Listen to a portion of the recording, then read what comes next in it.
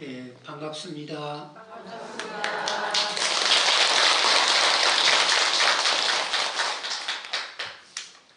빈의법석 평등 법회. 여기에서 이 빈의법을 바탕으로 하면서 평등 법회를 합니다. 우리가 수없이 인생을 살아가면서 무난히 살아가고 싶고 행복하게 살아가고 싶은데 이 평등이라는 말이 두 가지 각도에서 우리를 괴롭힙니다.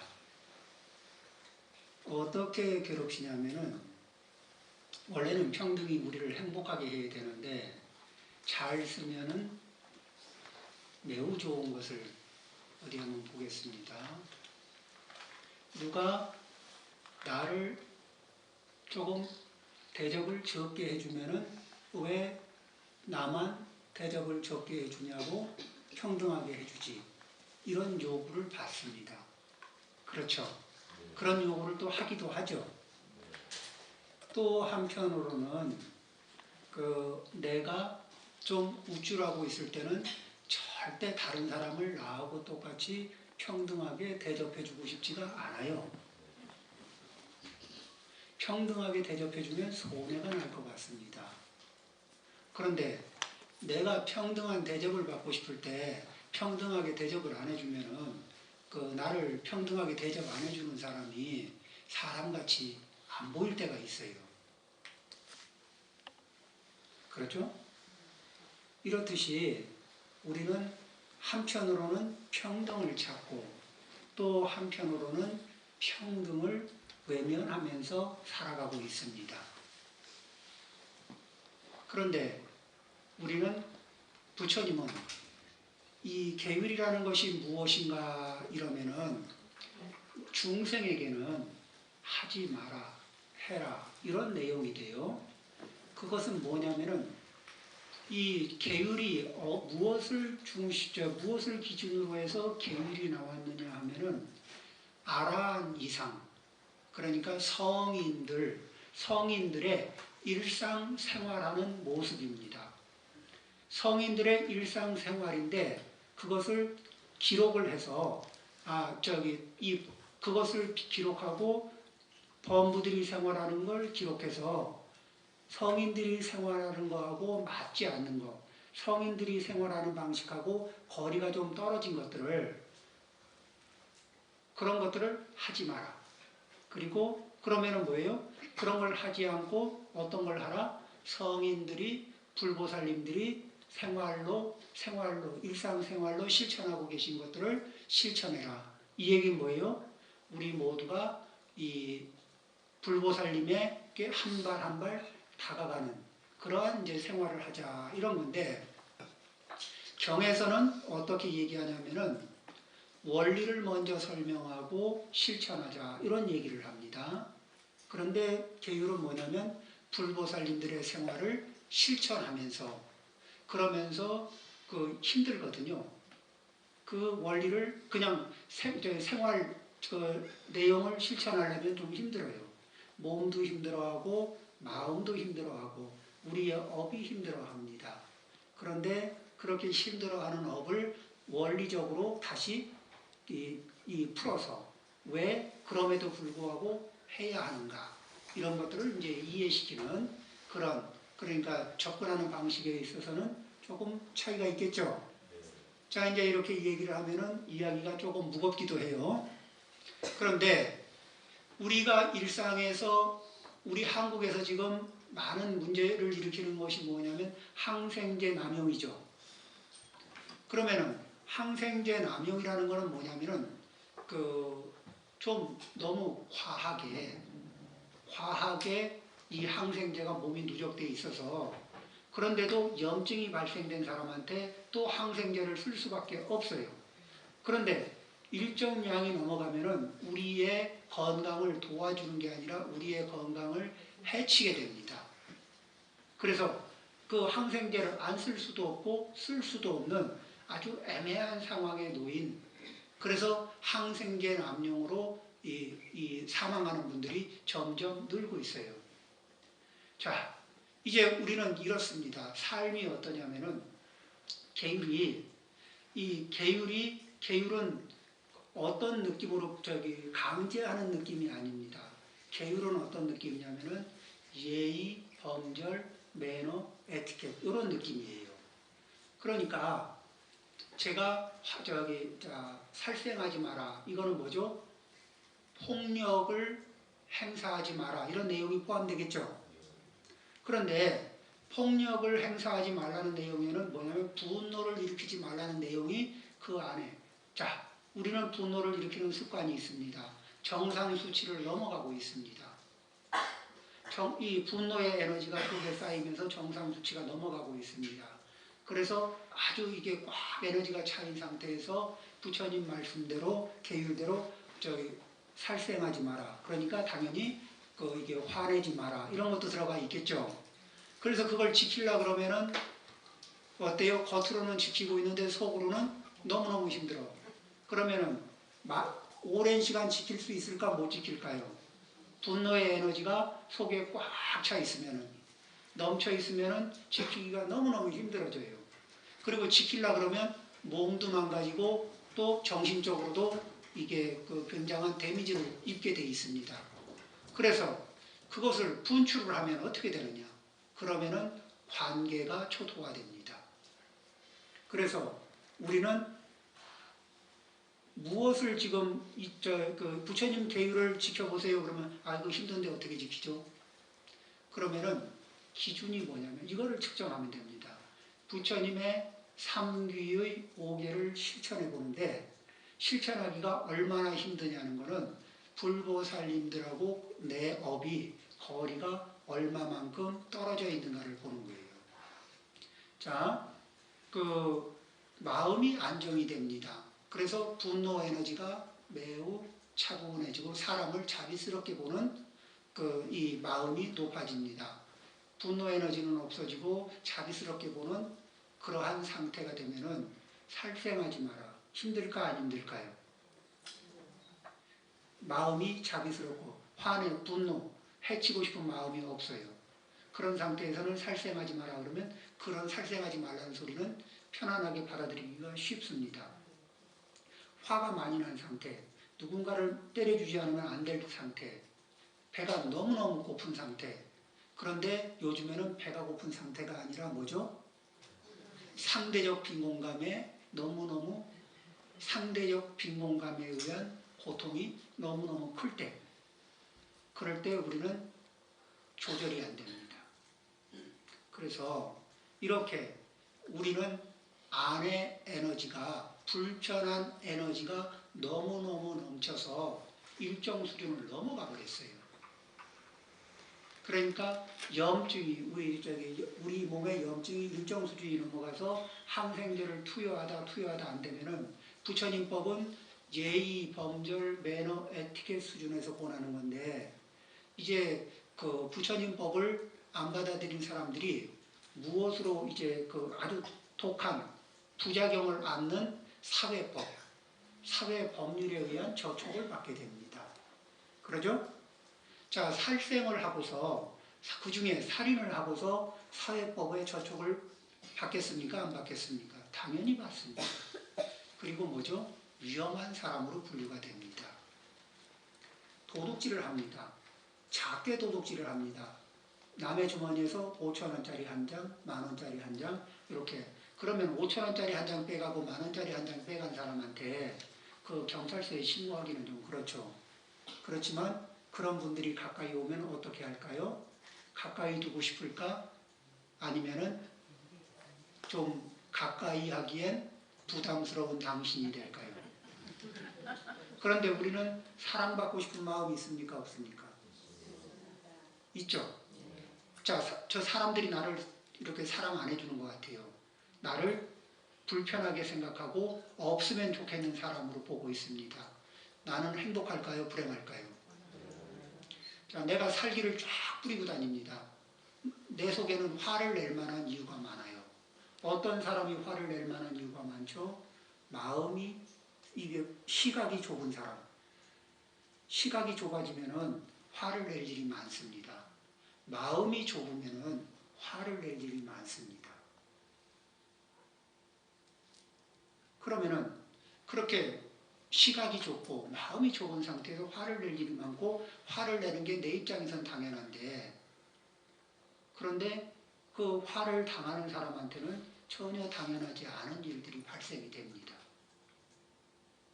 툭 하면 화를 내고 툭 하면 이 분노를 이런 그 에너지를 일으킵니다. 살기를 뿌립니다. 그러면 그런 사람은 가까이 하고 싶을까요? 멀리 하고 싶을까요? 그 사람도 사랑받고 싶어 하거든요. 그 사람은 어디 가서 사랑을 받을까요? 잘 못 받겠네요. 그러면 심리적으로 배가 고플까 안 고플까요? 배가 많이 고프고 심하게 고프고 한도가 넘어가면 그런데도 불구하고 자기를 돌보지 않고 포용해주지 않는 사회에 대해서 공격적이 될까요? 아니면은 이게 포용하는 마음으로 나올까? 공격적으로 점점 더 그분은 자기의 마음속 논리로는 화를 낼 만한 이유가 너무너무 당연하게 있지만은 그렇지만은 그 결과 행위의 인과는 본인이 원하는 결과를 만들지 못하고 점점 고립되는 상황을 만듭니다. 자, 이제 가정 안에서도요, 이 남편이 아내에게, 아내가 남편에게 그 아내가 동의하지 않는 어떤 서비스를 이렇게 이런 걸 해주세요. 그렇게 강요를 자발적으로 해줄 수 있습니까? 하고 청유형으로 물어보고 해줄 수 있으면 고맙고 안 해주면 당연하고 이렇게 생각하면 굉장히 쉽거든. 그런데 해주는 건 당연하고 안 해주는 건 괘씸하고. 그런데 내 입장에서 다시 생각해 보세요. 내가 무언가를 하나 해줄 때는 굉장히 마음을 내야 됩니다. 그러죠? 손발을 움직이면서 내가 소중하게 여기는 사람이 있지만은 내가 손발을 매번 움직여서 무언가를 해준다는 것은 쉬운 일이 아니에요. 그리고 굉장히 마음을 쓰는 겁니다. 그러니까 내가 그렇게 했을 때는 당연히 고마워해야 하는데도 불구하고 당연하게 여기면 다 서운해집니다. 20년, 30년 이렇게 소뚜껑 운전을 하는데도 당연하게 쳐다보고 고마워하지 않고 당연하게 생각하면은 이제 좀 신물이 나죠. 그만하고 싶은 생각, 졸업하고 싶은 생각도 납니다. 우리는 이 사람들의 감사한 마음을 먹고 살거든요. 감사한 마음을 먹을 때 존재감이 있습니다. 내가 동의하지 않은 내 노력, 내 서비스를 강제로 가져가는 것도 훔치는 행위가 됩니다. 왜? 내 체력이나 내 노력이나 이런 것들을 강제로 시키면 나는 무언가를 뺏긴 느낌이 들거든요. 누군가에게 뺏긴 느낌이 들게 만드는 것은 다 훔치는 행위에 들어갑니다. 그리고 뺏긴 느낌이 누적되면은 나한테 뭔가를 뺏어간 느낌이 많은 사람하고는 내가 노력하지 않아도 일부러 마음 먹지 않아도 거리가 벌어집니다. 그러겠죠? 이렇게 마음의 거리가 벌어진 사람하고 따뜻한 인간관계가 연결되기가 어렵습니다. 그리고 정말 따뜻한 인간관계를 맺어야 하는 우리 가족, 친구, 이웃 사이에 틈이 벌어지면서 우리는 수없이 많은 사람들 속에서 지독한 고독을 느낄지도 모릅니다. 해서 이 계율이라는 것은 어떻게 하는 거냐면 부처님이 이렇게 하는 것이 좋다. 그러면은 그 얘기를 듣고 스님들이 생활하다가 어쩌다 보면은 거기에서 좀 벗어날 수가 있잖아요. 그러면은 벗어난 순간이 무슨 행동이냐면은 범부의 행동이에요. 우리는 범부죠. 그런데 그렇게 벗어나서 범부의 행동이 나오면은 반성을 하고 미안합니다. 이렇게 하고 제가 이런 이게 행위를 좀 했습니다. 자기를 알아차리면서 다시 정상적인 상태로 복귀하는 거예요. 사과한 이후에 복귀를 합니다. 그러면은 우리는 가족 사이에서도 부처님의 계법에 의지한다면은 가족 사이에서도 서로가 서로에게 사과하는 방법을 공식화할 필요가 있어요. 그리고 사과를 하면은 사과는 받아줘야 되죠. 참회는 받아주는 겁니다. 그런데 참회를 받아주고 나면은 앞에 했던 행위에 대해서 괘씸죄를 남겨놓느냐 아니면은 정확하게 지우느냐. 그러니까 사회적으로는 범죄를 저지르고 교도소에 갔다 오고 나서도 빨간 줄이 남습니다. 그걸 괘씸죄라고 그러죠. 그런데 부처님법에서 부처님법을 따르는 불제자는 이 사과를 받는데도 수행이 필요합니다. 어떤 수행을 하느냐? 상대가 잘못을 했고 사과를 했죠. 참회를 했죠. 그러면 받아주고 용서합니다. 그죠? 여기까지 되고 나면 그 앞전에 있었던 행위에 대한 기억을 지웁니다. 그 기억을 지우는 것도 수행이에요. 다음번에 또 비슷한 행동을 하면은 너 전번에 안 한다 하더니 왜 해? 이게 아니고 매번 새로운 얼굴을 보는 것처럼 처음 보는 것처럼 지워줄 줄 알아야 돼요. 자, 이런 거 있죠? 부모님이 나를 이런 식으로 봐. 남편이 나를 늘 이런 식으로 봐. 아내가 나를 늘 이런 식으로 봐. 그렇게 해서 아내가 나를 바라보는 틀, 남편이 나를 바라보는 틀, 그 틀에 갇혀서 있으면은 남편에게 좀 점수 좀 따고 싶고 아내에게 점수 좀 따고 싶고 부모님에게 점수 좀 따고 싶은데 잘 돼요, 안 돼요? 노력을 해도 그런 틀로 봐주는 그분 때문에 내 노력이 빛이 안 납니다. 그래서 부처님 계율 중에 중요한 것은 가족 사이, 그것을, 이 계율을 우리 생활에 적용을 시키려고 그러면은 가족 사이에도 뭐예요?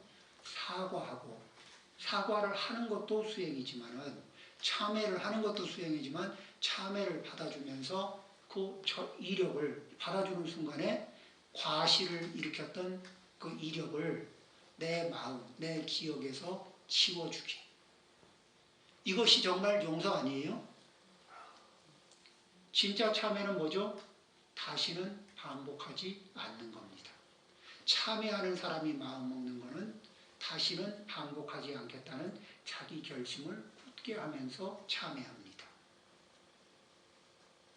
그럼 받아주는 사람은 받아주는 순간에 그분이 앞전에 했던 행위에 대한 서운함과 기억을 전부 지웁니다. 자, 청정해졌습니까? 안 청정해졌습니까? 청정해졌어요. 자, 계율이 작동되는 자리는 청정해질 기회가 있습니까? 없습니까? 있어요. 그러면 계율이 없는 상태에서는 계속 괘씸죄를 찍어 놓습니다. 1년 전, 2년 전 거, 3년 전 거, 5년 전 거, 10년 전 거, 15년, 20년 전 거. 이렇게 해서 괘씸죄를 이렇게 쌓을 만큼 쌓아가지고 한 30년 묵은 상태에서 쳐다보면은 어떤 소리가 나오냐면 인간아 이렇게 나옵니다. 지금 잘못하고 있는 게 아닌데도. 자, 그런 상태가 되면은 어때요? 자, 뭐 미운 정도 정이라고 하지만은 괴로운 정이 됩니다. 우리가 함께 살아가는데 그렇게 서로가 고통, 이 관계가 아프고 인생이 아픈 상태에서 살아야 할 이유가 없잖아요. 그래서 우리가 이 몸의 염증을 가라앉히는데 약으로만 우리가 강제를, 이 약이라는 게 강제하는 건데, 그런데 이 부처님의 계율을 우리가 소화하는 것은 면역력을 높이는 거예요. 항생제를 투입하는 게 아니라, 사회법은 항생제라면은 이 부처님법은 면역 체계를 높이는 거예요. 그러니까 걔는 면역 체계는 자발적인 능력입니까? 아니면 외부의 약은 외부에서 투입하는 능력이라면은 이 부처님법은 이제 우리가 어떤 노력을 하냐면은 자, 이 보통 몸에 염증이 많은 사람들은 과체중일 경우가 많습니다. 그러면 이런 분들이 항생제로만 몸을 다스리려고 그러면 실패할 수가 있어요. 항생제 남용이 올 수가 있습니다. 그럼 그분의 신체 조건이 허용하는 그 범위 안에서 운동을 하고 식이요법을 알맞게 조절하고 이렇게 하면서, 그리고 음식은 어떻게 해요? 현재 먹는 것보다 조금 부족하게. 많이 부족하게 먹으면 사람이 후달려서 못 살아요. 실제는 부족한 게 아닌데도 불구하고 이 심리적으로 이 몸에서 오는 신호들이 매우 부족하다고 거짓말을 보냅니다. 거짓 신호를. 그래서 조금씩 부족하게 해서 적응해보면 그것도 많아요. 조금씩 줄여서 적응해보면 그것도 또 많아요. 거기서 또 조금 더 줄여서 적응해보면 그것도 많아요. 그렇게 조금씩 줄이고 적응하고 조금씩 줄이고 적응하고 조금씩 줄이고 적응하면서 가다 보면 최적의 상태에 도달하게 됩니다. 이와 마찬가지로 이 현재 분노의 에너지가 몹시 올라옵니다. 또는 탐욕의 에너지가 몹시 올라옵니다.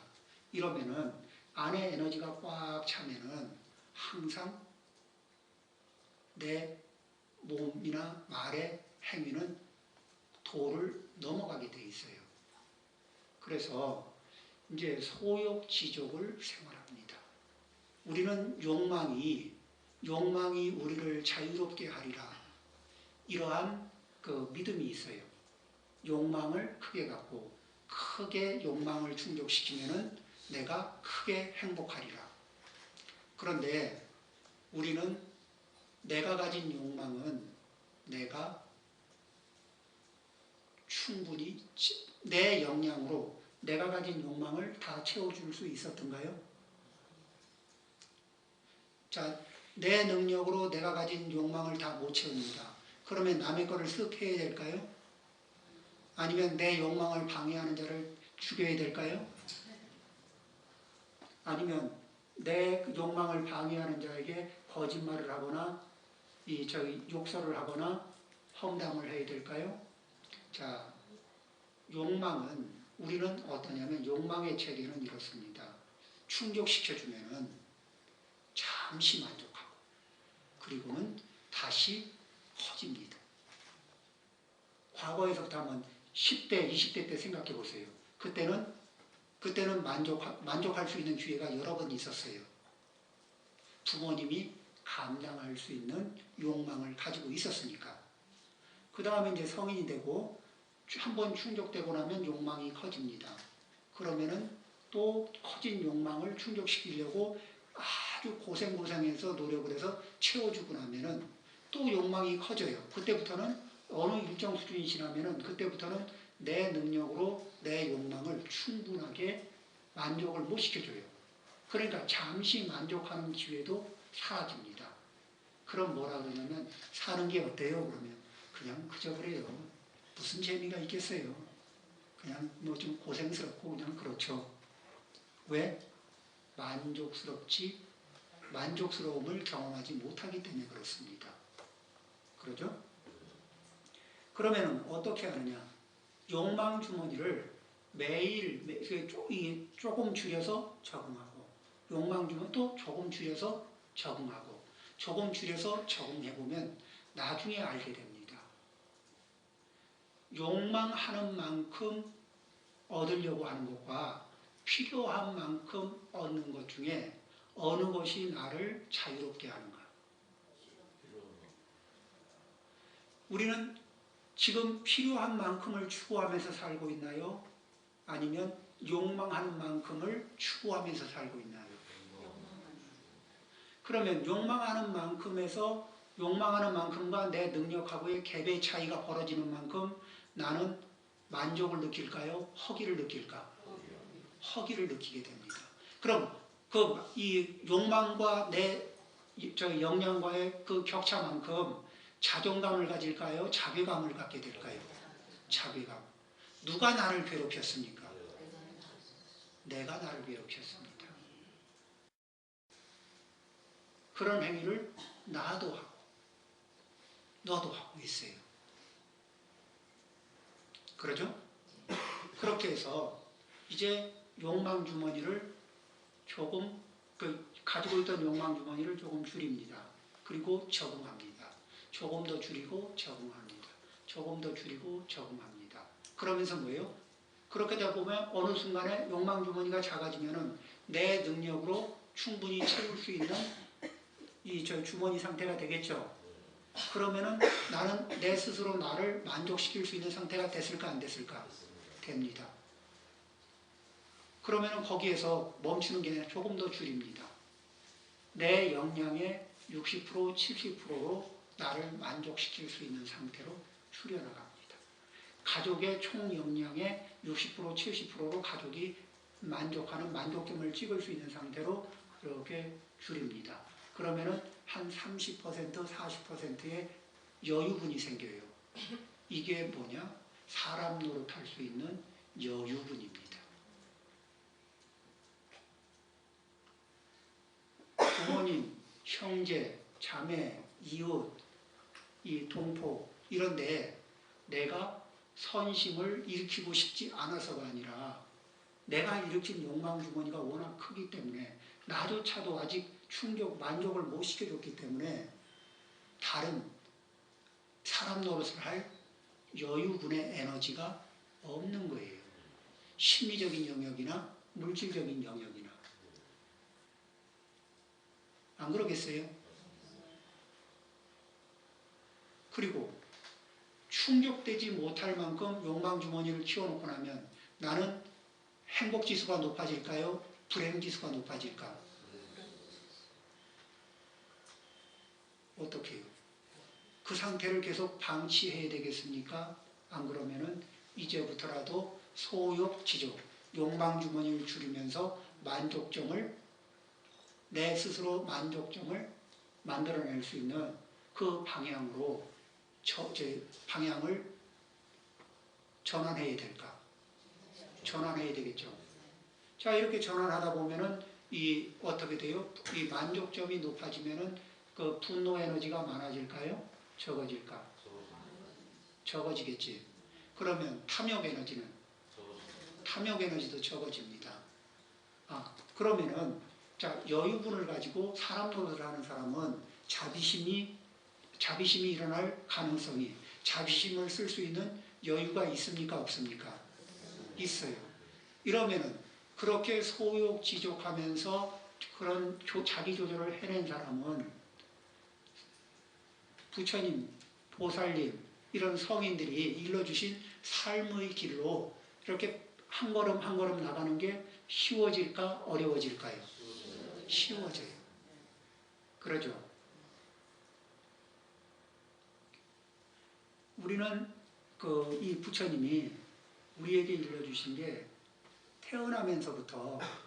우리는 태어나면서부터 전생에 이 업력을 갖고 오는데 전생의 업력 중에서 인지상의 착오가 발생되는 이 착각하는 이 버릇도 가지고 와요.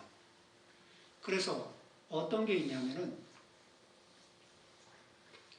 나하고 남하고 이렇게 분리를 해놓고 분리해서 봅니다. 그러면서 나하고 남하고 누가 더 중요하냐 그러면 내가 중요해요. 그래서 얼마나 더 중요하냐 그러면 한 3배 이상 중요합니다. 그러면은 자, 내가 3배 이상 중요하니까 서로 이렇게 호의를 베풀고 서비스를 하려면은 내가 한 번 해주면 적어도 몇 번 이상은 받아야 돼요? 3번 이상은 받아야 본전을 한 것 같은 느낌이 들어. 내가 3번 이상, 그러죠. 그럼 이제 한번 봅시다. 이런 인지상의 착오를 가지고 있는데 자기가 3배 이상 귀하니까 그러면은 이런 남편이 있고 이런 아내가 있어요. 서비스를 한 번 하고 3번, 4번을 받지 않으면 만족을 안 해요. 그리고 3번, 4번을 받아야 당연하고 정상이라고 생각합니다. 한 번 해주고 3번, 4번에 이 대가를 요구해요. 그런데 이런 현상이 실제로 벌어지느냐 안 벌어지느냐? 벌어져요. 어떻게? 부부 사이에든 친구 사이에든 처음에 잘 지내려고 호의를 베풉니다. 그래서 호의를 하나 주고 하나 받고 하나 주고 하나 받고 이러다가 어느 정도 시간이 지나면은 이 뿔다구가 이만큼 채입니다. 왜? 상대가 좀 이 사투리를 좀 쓰면은 야마리가 없어 보여요. 왜냐하면은 준 거는 많고 받은 거는 적은 것 같거든. 왜 그러냐면은 내 거는 적어도 가치가 3배 이상이거든. 그러니까 내가 하나를 줬어도 내가 내 기분에는 준 거는 3개를 주는 느낌이에요. 근데 상대가 하나만 주거든. 3개 주고 하나 받고 3개 주고 하나 받고 그러다 누적되면은 그러죠. 당신은 참 염치가 없는 것 같다. 이런 말 안 하고 싶지만 좀 야마리가 없어 보인다 그러면 상대도 깜짝 놀랍니다. 그런 소리는 내가 하고 싶었는데 어떻게 당신이 나한테 하냐. 과거에 친한 사람하고 친해지려고 노력했던 사람하고 나눴던 대화에 이런 게 있죠. 왜 그런 일이 생기냐면은 일부러 그런 게 아니라 보고 이해하는 인지작용에 있어서 착각이 발생돼서 그래요. 그러니까 어떤 느낌이 드느냐. 상대한테 서운한 생각이 들기 시작하잖아요. 그럼 또 내가 3대1의 법칙이 작동되고 있구나.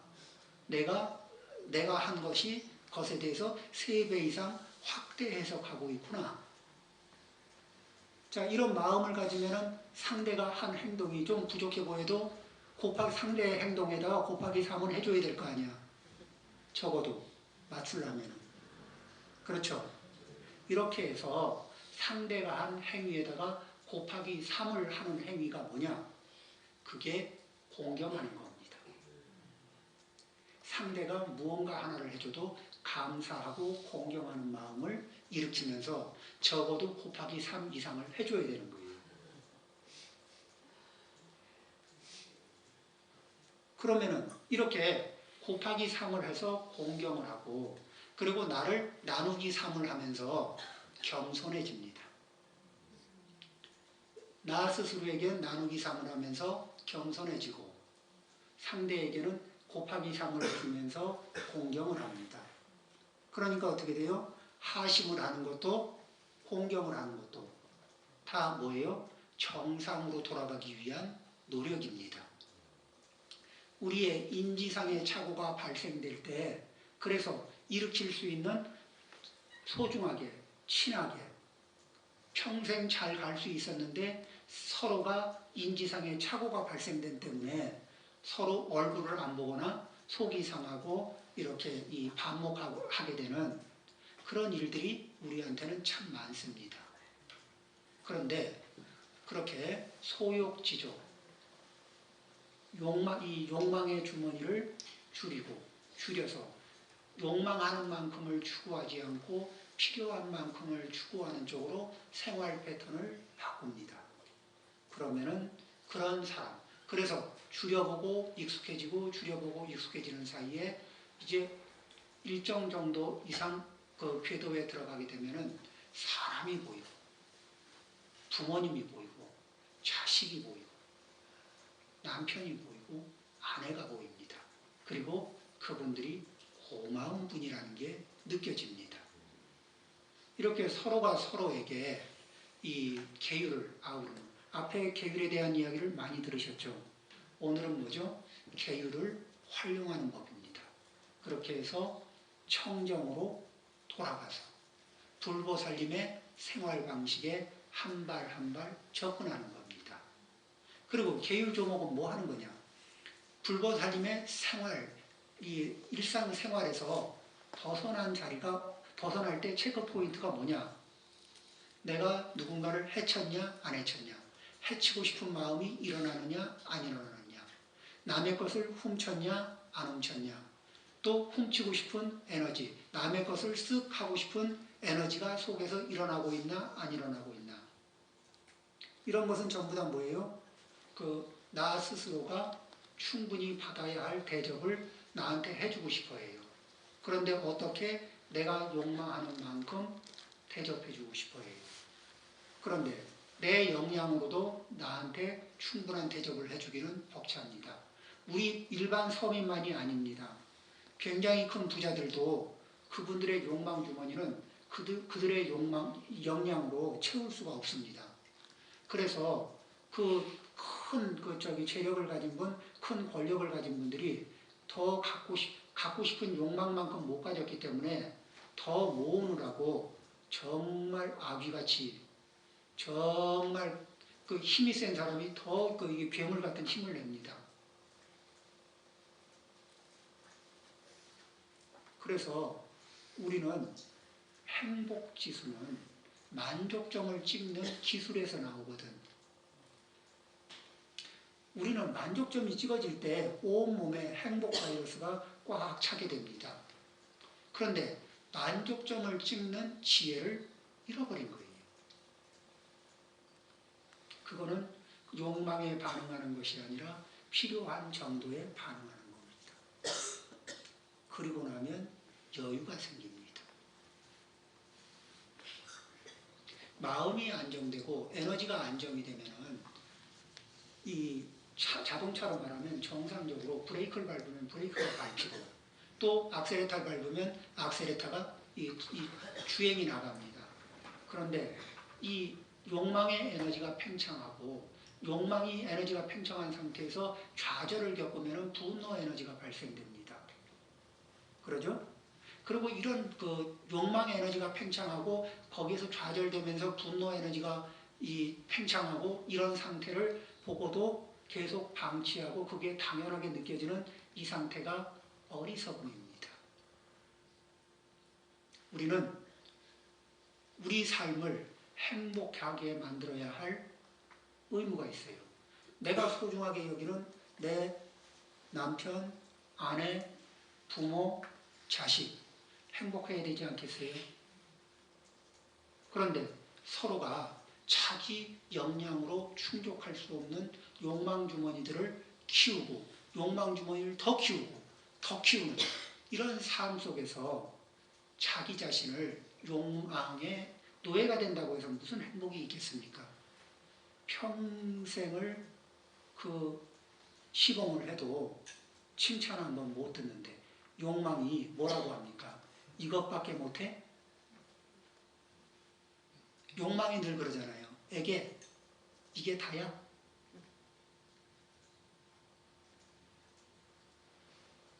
그러면서 스스로 위축되고.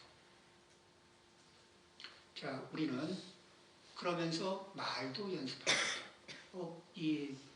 우리는 말이 얼마나 업을 짓기가 쉽고, 말이 얼마나 업을 짓기가 쉽고, 복은 이 몸과 마음을 다해야 복을 짓거든요. 몸을 다 써야 되고, 정성을 엄청 기울여야 되는데, 이 옛날부터 병은 입으로 먹는 것 때문에 생기고, 그 다음에 화는 입에서 나오는 것 때문에 생깁니다. 그래서 입으로 이렇게 내토하는데 마음이 안정되지 않은 상태, 욕망 주머니가 안정되지 않은 상태에서는 나오는 것들은 그 말들이 뭐예요? 내가 더 가졌으면 좋겠다. 내가 더 유리한 자리를 차지했으면 좋겠다. 내가 더 독점했으면 좋겠다. 이런 말을 하다가 저지를 당하면 어떻게 돼요? 분노의 에너지가 또 이게 나오게 됩니다. 그렇게 되죠. 그러고 뭐죠? 조금 더 유리한 걸 더 차지하기 위해서 뭐예요? 거짓말도 하고. 그 다음에 거슬리면은 거친 말도 하고. 그 다음에 나를 장애하는 사람들 서로 이간시켜서 서로 대립하게 만들고. 다른 사람들로 하여금 나쁜 업을 짓게 하는 그런 유도하는 말도 하고. 이렇게 돼요. 그러면 뭐죠? 내 복이 자꾸 줄어들어요. 우리는 계율을 지키는 건 뭐냐? 계율을 지키려고 하는 거는 처음에 계율을 지키려면 힘들어요. 왜? 우리의 지금 습관이 계율을 받아들이기가 조금 어렵거든. 그래도 뭐예요? 매일 그럽니다. 내 생활이 불살생, 불투도, 불싸움, 불망어, 불음주. 불음주는 뭐죠? 정신을 뺏기는 거죠. 중독되는 겁니다. 이런 것에 걸려들지 않기를 바랍니다. 부처님에게 귀의하고 법에 귀의하고 승가에 귀의합니다. 그래서 항상 깨어있고 미혹해지지 않기를 바랍니다. 부처님에게 귀의하면서. 또 이 법에 귀의하면서 정지정견, 이 바른 견해, 바르게 보고 바르게 듣고 바르게 생각하고 바르게 습관을 들이기. 그렇게 해서 삐딱한 습관을 조절합니다. 그리고 승가에 귀의하면서 불법성 승가에 귀의하면서 승가의 뜻은 청정과 화합입니다. 다른 사람은 나하고 불화를 일으키고 싶어도 나는 서로 화합하는 에너지를 냅니다. 또 다른 사람은 청정하지 이 오염된 길로 가려고 하더라도 나는 청정한 길을 선택하는 그러한 마음을 냅니다. 자, 이런 불법성 삼보에 귀의하면서 목표와 방향을 잡습니다. 인생의 목표와 방향을 잡고 그리고 불살생, 행동 강령입니다. 이거는 범하면은 네 가지는 범하면은 사회적으로는 범죄자가 됩니다. 안으로 에너지를 품고 있으면서 소소하게 이 행동을 하게 되면은 뭐죠? 매너 없고 에티켓 없고 예의 도덕이 없는 사람이 됩니다. 그러죠? 우리는 사람 속에 살면서 사람 속에서 인기를 먹고 살거든. 인기라는 게 뭐예요? 사랑받고 사는 거잖아요. 그런데 이 살도 망 이런 거 하면은 그런 거 하면은 인기를 잃어버립니다. 자, 집안에 들어갔는데 인기 없는 아내, 인기 없는 남편, 인기 없는 아들, 딸, 인기 없는 부모. 어때요? 바람직합니까? 희망사항이에요? 이렇게 해서 한 번에 되지는 않지만 포기하지 않는 겁니다. 우리가 한 번에 아라한이 되고 한 번에 보살이 되고 한 번에 부처님이 되는 건 아니죠. 그런데 어떻게 하죠? 목표와 방향을 정해놓고 한 발 한 발 나아갑니다. 그렇죠? 참고로 얘기하면 우리 몸에요. 이것과 똑같습니다. 우리 몸이 이제 체중을 빼고 싶은 사람들 주변에 있죠. 그러면 이렇습니다. 그 몸은요. 자기의 비만 상태를 정상신호로 받아요. 몸이 비정상이라도 이 몸 안에서의 메커니즘은 이 정상이라고 이게 파악을 하고 음식을 이 지방으로 저축한 이런 에너지를 꺼냈을 생각을 안 하고 몸이 새로 먹는 거로 오늘을 유지하고 이거는 몸에 저축한 거는 계속 저축하려고 해요. 그래서 오늘 먹은 거로 에너지가 좀 부족해지면은 막 배고파 죽을 것 같고 기아 현상이 나타날 것 같아요. 그래서 막 어지럽고 그런 고통을 주거든요. 그럴 때 그 고통에 현혹당하면은 그러면 먹어야 됩니다. 그런데 그런 고통이 올 때 차분하게 몸에다가 이야기를 합니다. 너 이 저축분이 충분히 있는데도 불구하고 지금 거짓 신호 보내고 있지. 진짜입니다. 너 이게 이 저축분이 충분히 있는데도 그거 안 꺼내 쓰고 지금 거짓 신호 보내고 있는데 네가 그런다고 내가 더 줄까 보냐. 어림도 없다 하고 결심을 지킬 결심을 단호하게 딱 하잖아요. 그럼 재미있게도 이 허기가 사라집니다. 이제 몸에서 저축한 창고가 개방이 돼요. 그러면서 거기에 에너지를 빼쓰는 이렇게 조금씩 매일. 그러니까 음식도 양을 조금 줄이고 그러면은 뺐어요. 또 조금 줄이면은 또 뺐습니다. 조금 줄이면은 또 뺐쓰고. 근데 그렇게 해서 몸이 적응하는데 이 몸이 세팅돼요. 정상이라고 느끼는 자리가 매번 세팅점이 바뀌거든요. 그렇게 해서 이 바뀌어가지고 정착하는데 6개월이 걸려요. 그 사이에는 계속 6개월 동안은 교란하는 신호를 보냅니다. 계율도 지키다 보면은 조금 더 이렇게 지금보다 계율을 조금 더 지키려고 그러면 막 힘들다고 이렇게 교란 신호를 보내거든요.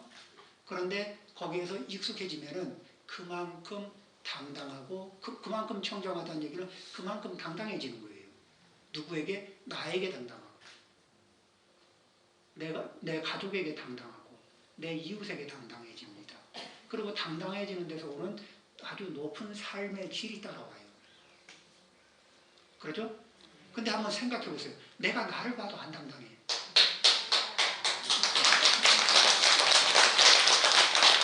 내가 나를 봐도 안 당당하고 가족을 봐도 안 당당하고 이웃을 봐도 안 당당해. 이 인생은 삶의 질이 어때요? 아주 형편이 없는 거예요. 그렇게 해서 조금 교란이 오지만 인내심을 가지고 일정 정도 상태에서 너무 많이가 아니라 견딜 수 있는 만큼에서 유지합니다. 그리고 한 6개월 정도 지나가면은 익숙해져요. 그럼 거기에서 다시 조금 더 청정한 쪽으로, 조금 더 청정한 쪽으로 이렇게 한 발 한 발 조금씩 하다 보면 어느 순간에 비범한 사람이 되는 겁니다. 평범한 사람에서 비범한 사람으로 어느 순간에 진입을 하게 됩니다. 우리 관음사 불자님들 이렇게 긴 시간 동안에 이제 또 이 빈의법석, 이 평등법회에서 이 마음을 잘 다듬으셨고 이런 인연으로 모두가 자기 스스로 욕망 주머니를 잘 다스려서 욕망에 반응하지 않고 필요에 반응하고 그리고 조금 더 한 발 한 발 이 항상 깨어있고 미혹하지 않으며 정지정견 속에서 살아가고 사지사견으로 마음을 쓰지 않겠고 그리고 항상 화합과 청정을 중심에 두고 그렇게 하면서 부처님이 우리에게 생활 체크 포인트로 알려주신 5개를 늘 돌아보면서 어제보다 오늘, 오늘보다 내일 조금씩 더 그 부처님의 뜻에 가까이 가고 계율이 몸에 익숙해진다는 것은 불보살님의 생활에 조금 더 익숙해진다는 거니까 이런 마음 상태에서 이런 노력 상태에서 우리가 연부를 하면 극락세계가 우리의 세계가 되고 또 이렇게 이 계율이 생활이 되고 불보살님의 생활이 우리의 생활이 된 상태에서 기도를 하면 기도의 성취가 더욱 원만해지고 그렇게 될 겁니다. 모든 불자님들에게 이러한 성취가 늘 이루어지기를 바랍니다.